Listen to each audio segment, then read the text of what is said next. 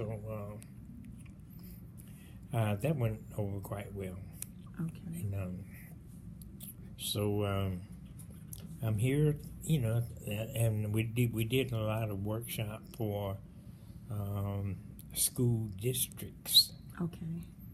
Superintendents of education, county superintendents, so forth. And so we did a lot of workshop for their different schools and so forth. And that's different. That's about the only venue now out there, because in the South they have their own civil rights people. Much more so than the North.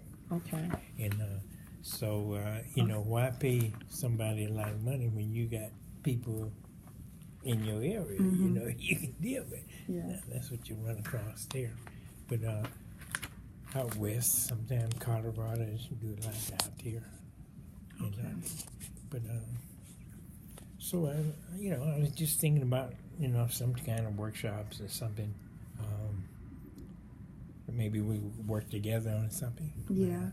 I actually during your the performance that the children were at when they were honoring you, I realized when I was teaching them, because I had to do my research on you and the other different people, and I was explaining to them about each person, and they was like, well, who is that? And then I began to ask them, well, do you know who Dr. Martin Luther King is? Do you know what they did? Do you know who Harriet Tubman? A lot of them did not know. Right. Yeah. And it's because they're not being taught. So since then, this month was the first month that we had our first African American workshop. Okay. And it's something that I kind of just put together myself. And when I was explaining to them the truth about their history, they were really like quiet. They were silent. They couldn't believe it. I'm like, it happened. Like these things, I'm telling you, it happened. And but it was like a culture shock for them. And so I think it's very important that we continue to speak to these kids so they can know what the truth is. And so definitely, I would love for you to come talk. Now we can partner up. You can lead it. You know what I mean? We can definitely work or collaborate on something like that. And like I said, it happens every second Wednesday of the month. Yeah, so it's not going to just be in February, then it goes away. I want it to be something consistent. Yeah, so. Where do you guys meet? We meet on the east side of Aurora at 1644 Grove. And I can give you that information before we leave, but it's it's on the east side of Aurora. Yep. Yeah. All right. But what I wanted to know, like, just because I have you here, and it's like somebody, you're living through so much, and it's so amazing. I'm sure you get that all the time. But I wanted to, because right now I have a 14-year-old son, and we are at home learning about Black history because he can't at school, like I said. So I asked him to watch some things with me, and we were watching the Black Panther Party and their whole movement or whatever. And he's like, well, he has questions about what to do when he's, discriminated against. And I just wanted to know, how did you, I'm sure you dealt with it all the time. How did you deal with it? I know it's probably been many a times that you've dealt with, like, direct racism. How did you deal with that as a young man? Oh. Well, the main thing is that I had to realize that I couldn't be more violent than the person that's perpetrating violence toward me. Okay. That was number one. In other words, I couldn't win the fight. Right. Okay. So I had to get that in my mind. No matter what you did, you ain't gonna win because you got the whole conglomeration of people against you. And so I had to get that done. But the other thing is what I'm trying to get the young people to realize that you cannot, it's better that you not live with hate, being hateful to anybody. But I must admit, when I was youngster, teenager, preteen, and so forth, I kind of hated white folk. But in my case, my mother had an old chest of drawers, chest of some box, I guess. Mm-hmm. You know, she kept artifacts and old clothes that she wanted to keep. Mm-hmm. In there. So, but anyway, I told her that one day. Yeah, I hate white folks. Now, something had happened. Mm-hmm. I had gone down to the ice cream parlor to get some ice cream, and the man asked me if I could read. And I said, yeah, of course I can read. And he said, well, read the sign up there. And they had a big white only sign up there, and it went around to the side, and over there the big metal drum filled with garbage, swarming with flies and so forth. So I just left. Wow. So I eventually told my mom about it, and I just said, well, you know, I just hate white folks. Okay. She said, you do, huh? Yeah. So she went in this old drawer and she pulled out this picture, big old picture for me. And she said, you see this? Yeah. I said, who is that old white woman? She said, that's your grandmother. Wow. So there was like a change in your mind from she that said, point. you hate her too? Wow. So how old were you? How old were you when you decided to start? You know, the whole lunch counters and the freedom ride. I didn't do that. I didn't. Prior to that, it was a matter of the society educated me about what it was about. Okay. You know, and so I didn't actually get involved until I went off to college. Okay, so like in your early 20s, or? I actually enrolled when I was 16. Oh wow, to college. Yeah. Wow. And so I was 17. It was the second semester. That you started that? Yeah. Wow. Yeah. And, so from preteen, you had dealt with some issues as far as, you know, personal issues against white people, but by the time you were 17, you were educated enough to know what you needed to do, and you moved on that as 17. I was in the learning stage, actually, because what had happened, a friend of mine in school, I was 10 miles, my school, Tougaloo College, was 10 miles from downtown Jackson. Okay.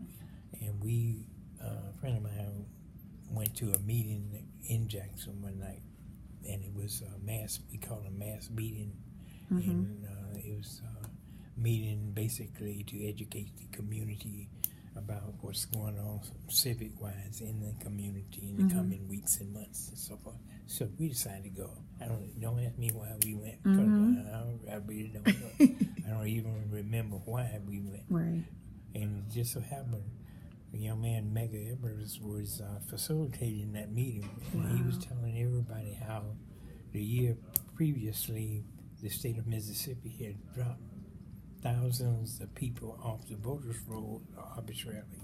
And he, at the end of the meeting, he called for people, and especially college students, to help him replenish the voter registration rolls. Okay. And I didn't know at the time that, in fact, I didn't even know who he was. Okay. You're speaking of Mega Evers? Yeah. Okay. I don't think I even knew who he was. But I come to find out, he had visited my high school on several occasions. Okay. And we did have an NAACP chapter in my county. With my dad, it was an underground thing. Okay. And but my dad attended several times. I know because the sovereignty commission got hold to the voters' rolls. I mean their rolls, the attendance rolls, and you can see all these names of your relatives and stuff who attended NAACP meeting. Oh wow! But that's how it got started, and I got started going out into the small towns of Mississippi, teaching blacks the voter registration process. Oh, okay. And basically, in pairs, to myself and another individual, we go out Friday nights and do that Saturday, all day Saturday and Sunday, and come back to school on Sunday evening. Wow, and this is all while you were in college. Wow. Yeah. Wow. So what was the ride like on that bus? Because right now that just seems like a fairy tale to me. You rode the buses that were. No, that was kind of, to me, it wasn't a big thing. Because Really? for a couple of years, I was working with him in voter registration, you see. And so Okay. when the Freedom Riders came, it was just a matter of, I'll go, Get you on know. Okay. I see what you're saying. Yeah, I was kind of accustomed to the atmosphere, you know, Wow. and environment. So, and so it wasn't a real big thing for me. Okay. But no, what we were looking at the Freedom Riders when they were traveling and being beaten up and firebombed and so forth. We saw that on our TV in campus in school, okay? And so we were watching that. And all the governor and the people in charge of the state, so forth, were calling them outside agitators and saying all their black folks in Mississippi were happy, you know, and all that kind of stuff. Yeah. So it made us mad. And so we called a little meeting, and after Freedom Riders made it to Jackson, they were all arrested. Right. Okay. So we said, well, what can we do to help them? Because we felt, and not only we felt, but the president of the White Citizen Council had contacted the Justice Department and said that all of the Freedom Riders were going to be killed when they came into the state. And so we were trying to figure out a way, and we kind of believed them too, because once we knew the reputation of our prison system, and it wasn't good. You go in there, he may not come out. Right. We knew that, and so we were trying to figure out how could we best help them, you know. And the only thing we could come up with was we had to get into jail with them. Wow. Because we were residents of the state, and that whole thing was geared toward them being outside agitators.